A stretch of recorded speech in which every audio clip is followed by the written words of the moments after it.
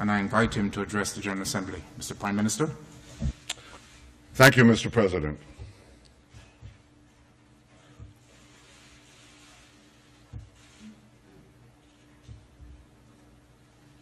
I feel deeply honored and privileged to stand here before you today representing the citizens of the State of Israel. We are an ancient people. We date back nearly 4,000 years to Abraham, Isaac, and Jacob. We have journeyed through time. We've overcome the greatest of adversities, and we reestablished our sovereign state in our ancestral homeland, the land of Israel. Now, the Jewish people's odyssey through time has taught us two things: never give up hope, always remain vigilant. Hope charts the future. Vigilance protects it. Today, our hope for the future is challenged by a nuclear-armed Iran that seeks our destruction. But I want you to know that wasn't always the case. Some 2,500 years ago, the great Persian king Cyrus ended the Babylonian exile of the Jewish people. He issued a famous edict in which he proclaimed the right of the Jews to return to the land of Israel and rebuild the Jewish temple in Jerusalem. That's a Persian decree. And thus began an historic friendship between the Jews and the Persians that lasted until modern times. But in 1979, a radical regime in Tehran tried to stamp out that friendship. As it was busy crushing the Iranian people's hope for democracy, it also led wild chants of death to the Jews. Now, since that time, presidents of Iran have come and gone. Some presidents were considered moderates, others hardliners. But they've all served that same unforgiving creed, that same unforgiving regime. That creed that is espoused and enforced by the real power in Iran, the dictator known as the supreme leader. First Ayatollah Khomeini, and now Ayatollah Khamenei.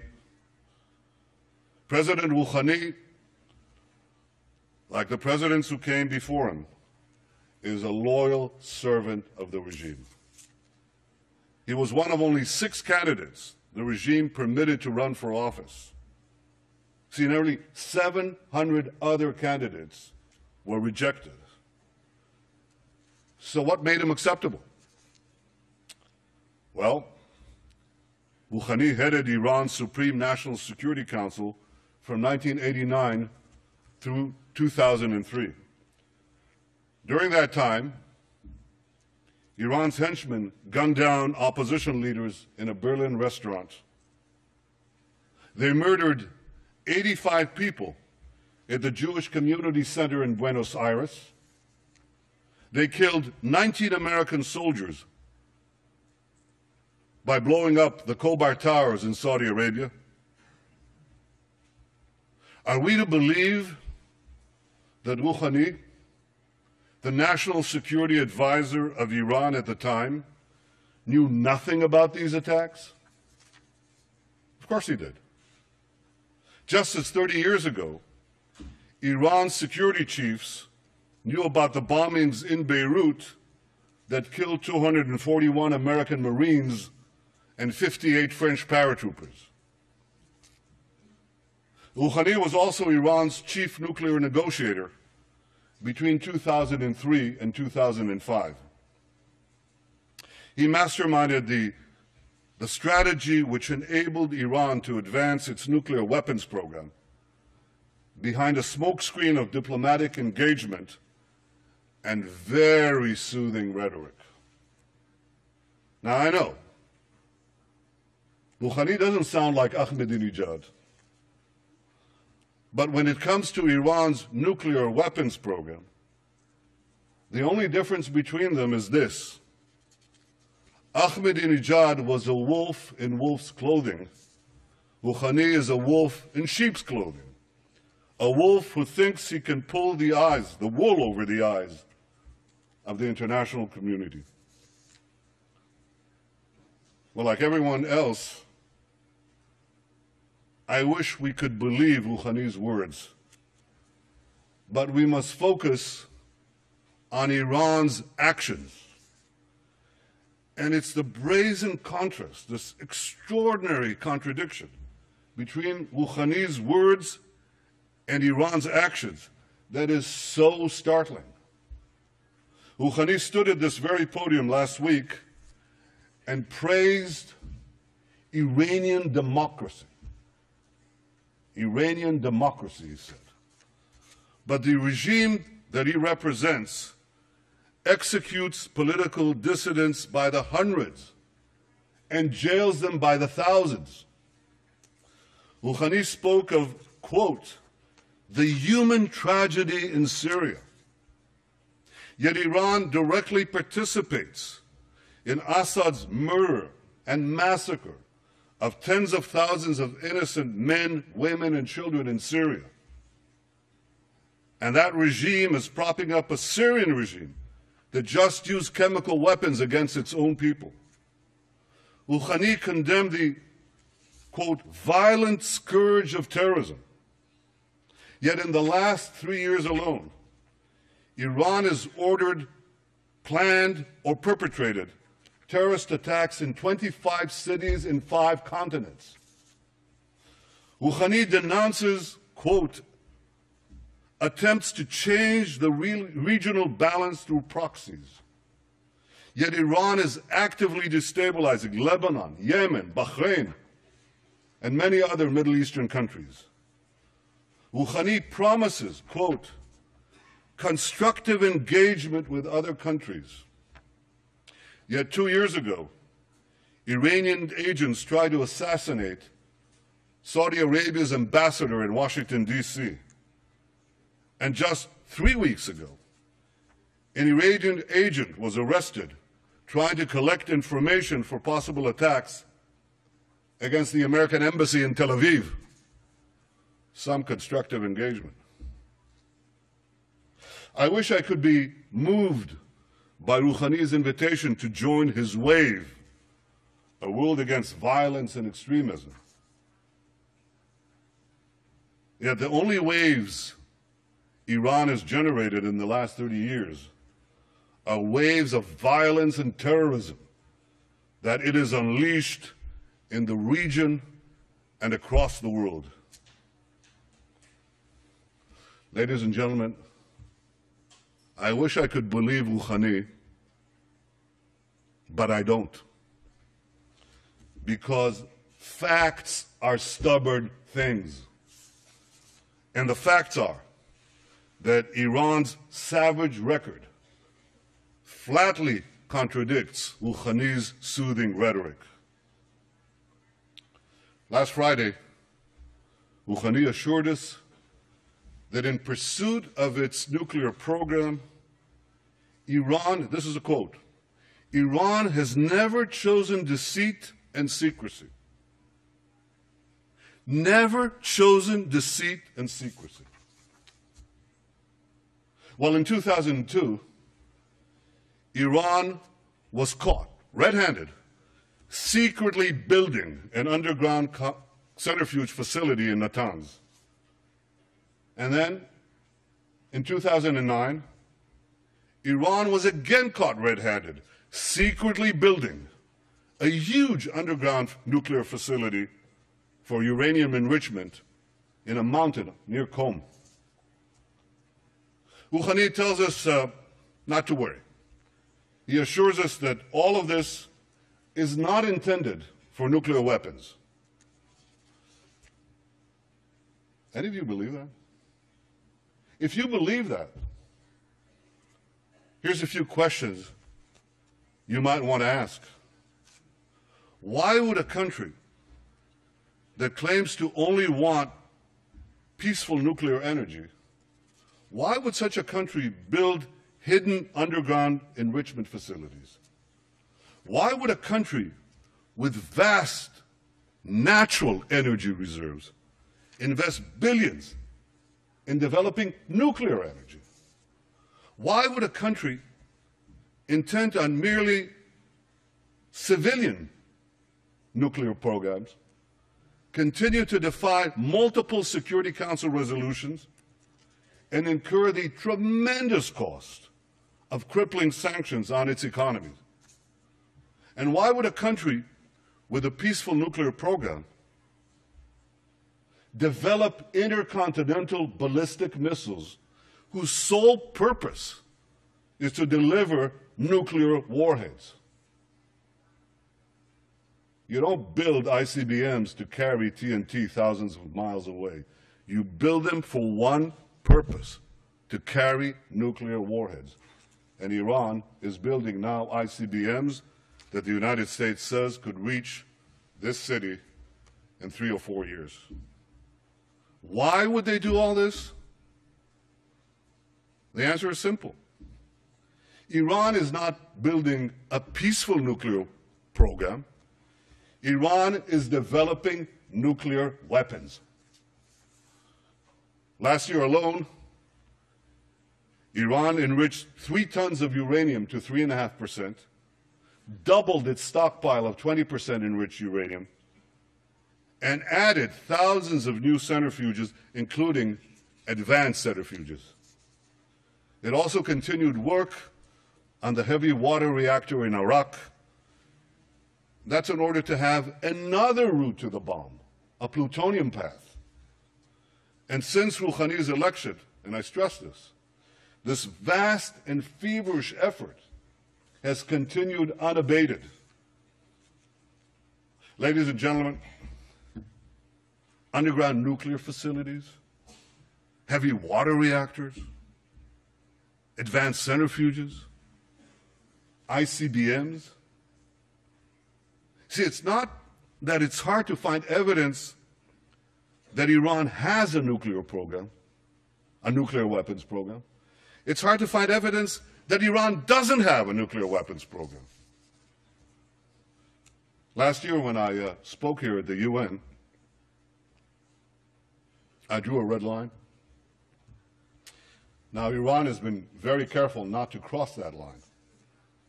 But Iran is positioning itself to race across that line in the future at a time of its choosing. Iran wants to be in a position to rush forward to build nuclear bombs before the international community can detect it and much less prevent it. Yet Iran faces one big problem. And that problem can be summed up in one word: sanctions. I've argued for many years, including on this podium, that the only way to peacefully prevent Iran from developing nuclear weapons is to combine tough sanctions with a credible military threat. And that policy today is bearing fruit. Thanks to the efforts of many countries, many represented here, and under the leadership of the United States, tough sanctions have taken a big bite off the Iranian economy. Oil revenues have fallen, the currency has plummeted, banks are hard-pressed to transfer money. So as a result, the regime is under intense pressure from the Iranian people to get the sanctions relieved or removed. That's why Rouhani got elected in the first place. That's why he launched his charm offensive. He definitely wants to get the sanctions lifted. I guarantee you that. But he doesn't want to give up Iran's nuclear weapons program in return. Now, here's a strategy to achieve this. First, smile a lot. Smiling never hurts. Second, pay lip service to peace, democracy, and tolerance. Third, offer meaningless concessions in exchange for lifting sanctions. And fourth, and the most important, ensure that Iran retains sufficient nuclear material and sufficient nuclear infrastructure to race to the bomb at a time that it chooses to do so. You know why Rohani thinks he can get away with this? I mean, this is a ruse. It's a ploy. Why does Rohani think he can get away with it? Because he's gotten away with it before. Because his strategy of talking a lot and doing little has worked for him in the past. He even brags about this. Here's what he said in his 2011 book about his time as Iran's chief nuclear negotiator. And I quote, "While we were talking to the Europeans in Tehran, we were installing equipment in Isfahan." Now, for those of you who don't know, the Isfahan facility is an indispensable part of Iran's nuclear weapons program. That's where uranium ore called yellow cake is converted into an enrichable form. Rohani boasted, and I quote, "By creating a calm environment, we were able to complete the work in Isfahan." He fooled the world once. Now he thinks he can fool it again. You see, Rohani thinks he can have his yellow cake and eat it too. And he has another reason to believe that he can get away with this. And that reason is called North Korea. Like Iran, North Korea also said its nuclear program was for peaceful purposes. Like Iran, North Korea also offered meaningless concessions and empty promises in return for sanctions relief. In 2005, North Korea agreed to a deal that was celebrated the world over by many well-meaning people. Here's what the New York Times editorial had to say about it. Quote, "For years now, foreign policy insiders have pointed to North Korea as the ultimate nightmare, a closed, hostile, and paranoid dictatorship with an aggressive nuclear weapons program. Very few could envision a successful outcome, and yet North Korea agreed in principle this week to dismantle its nuclear weapons program, return to the NPT, abide by the treaty's safeguards, and admit international inspectors. And finally, diplomacy, it seems, does work after all." Ladies and gentlemen, a year later, North Korea exploded its first nuclear weapons device. Yet, as dangerous as a nuclear-armed North Korea is, it pales in comparison to the danger of a nuclear-armed Iran. A nuclear-armed Iran would have a chokehold on the world's main energy supplies. It would trigger nuclear proliferation throughout the Middle East, turning the most unstable part of the planet into a nuclear tinderbox. And for the first time in history, it would make the specter of nuclear terrorism a clear and present danger. A nuclear-armed Iran in the Middle East wouldn't be another North Korea. It would be another 50 North Koreas. Now, I know that some in the international community think I'm exaggerating this threat.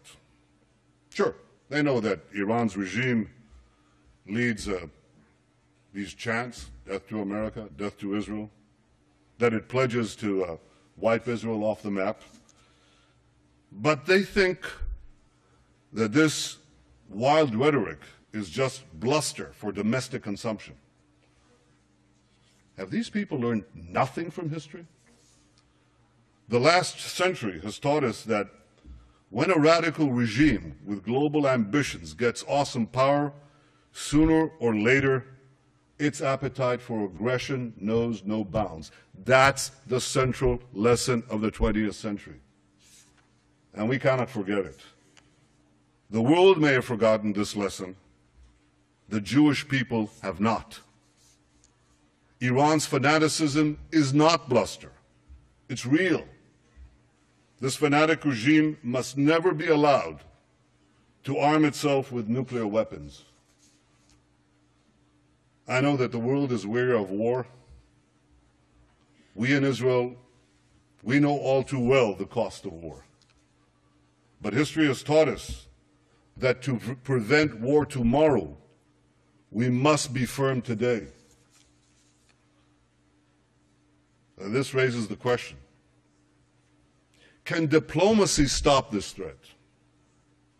Well, the only diplomatic solution that would work is one that fully dismantles Iran's nuclear weapons program and prevents it from having one in the future. President Obama rightly said that Iran's conciliatory words must be matched by transparent, verifiable, and meaningful action. And to be meaningful, a diplomatic solution would require Iran to do 4 things.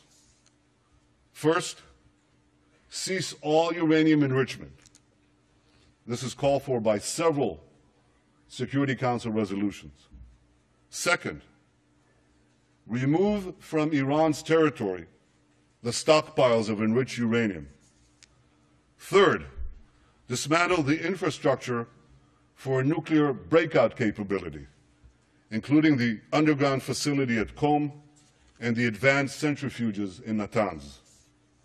And 4, stop all work at the heavy water reactor in Iraq aimed at the production of plutonium. These steps would put an end to Iran's nuclear weapons program and eliminate its breakout capability. There are those who would readily agree to leave Iran with a residual capability to enrich uranium.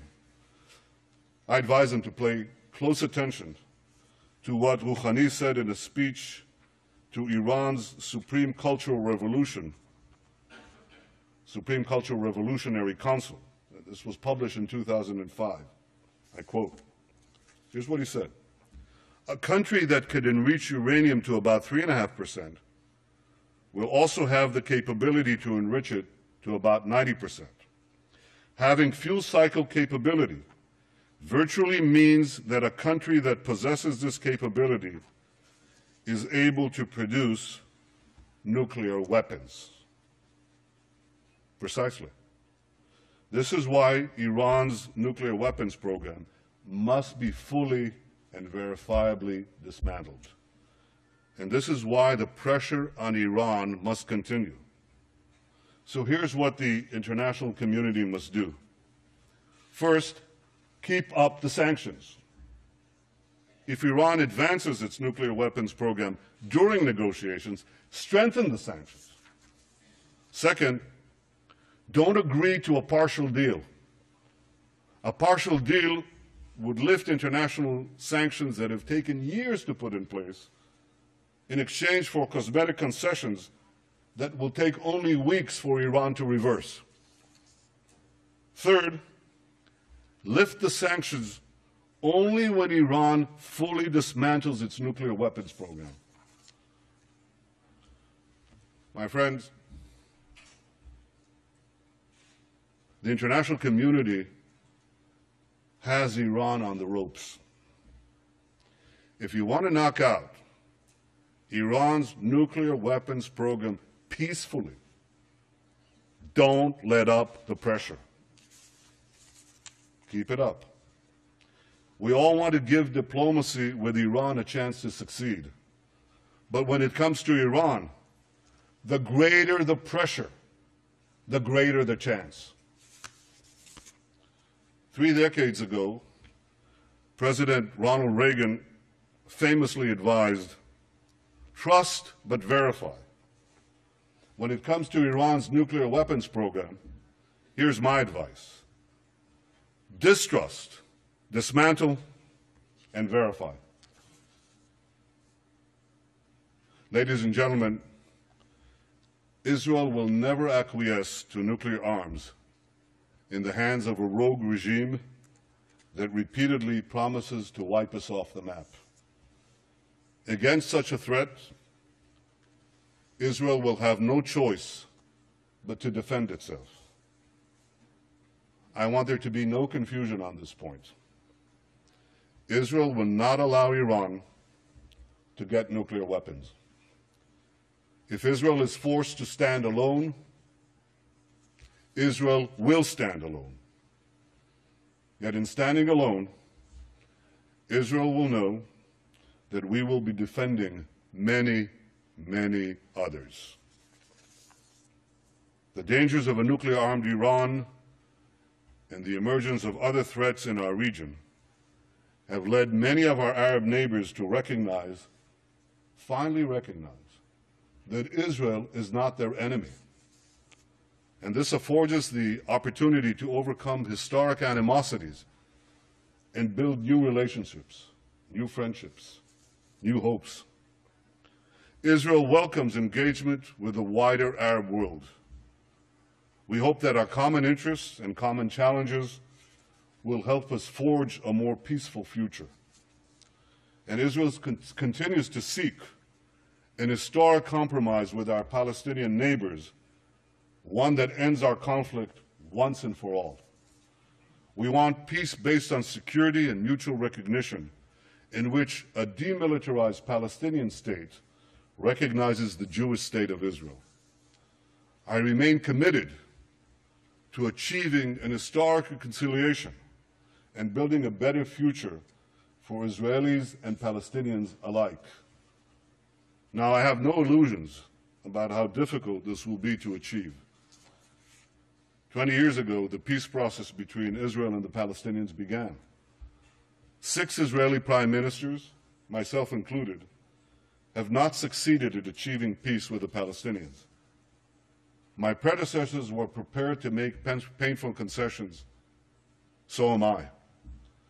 But so far, Palestinian leaders haven't been prepared to offer the painful concessions they must make in order to end the conflict.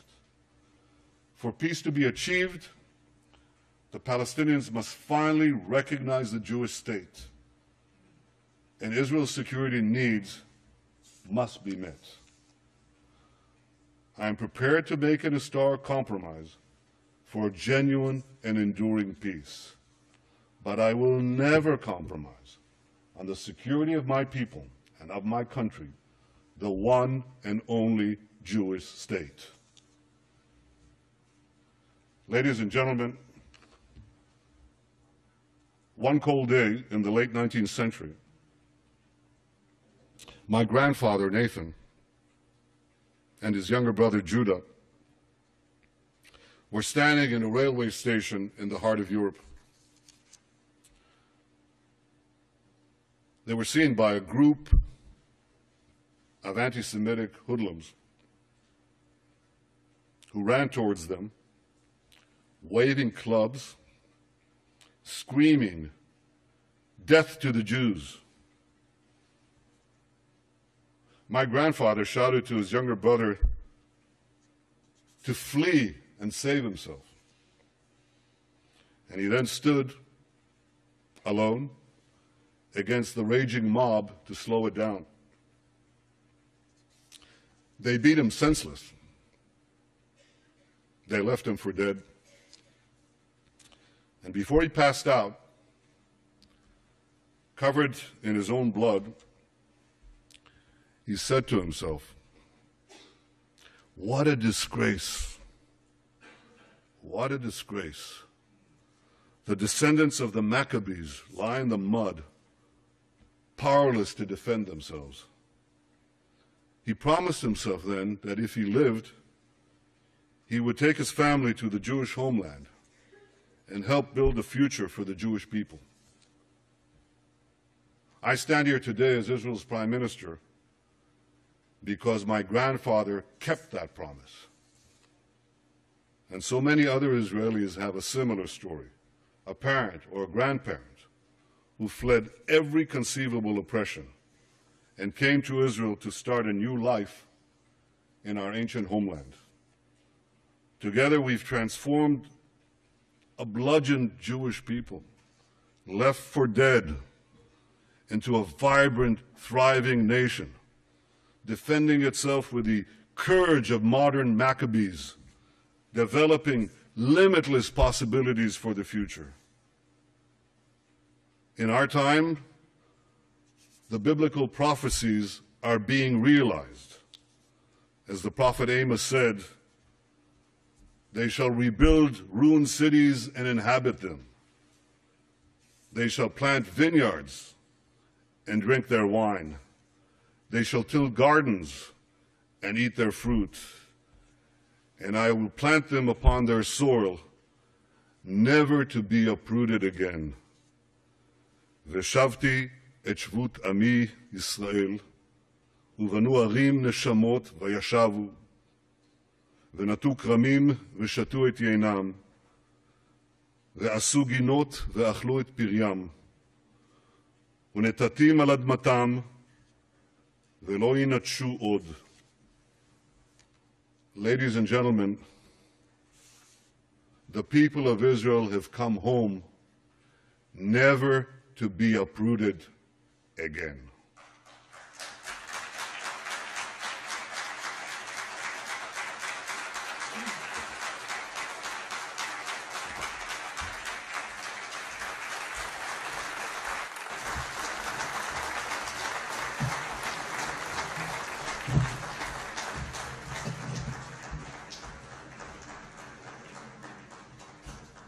On behalf of the General Assembly, I wish to thank the Prime Minister, Minister for Foreign Affairs, and Minister for Public Affairs and the diaspora of the State of Israel for the statement just made, and I request protocol to escort His Excellency.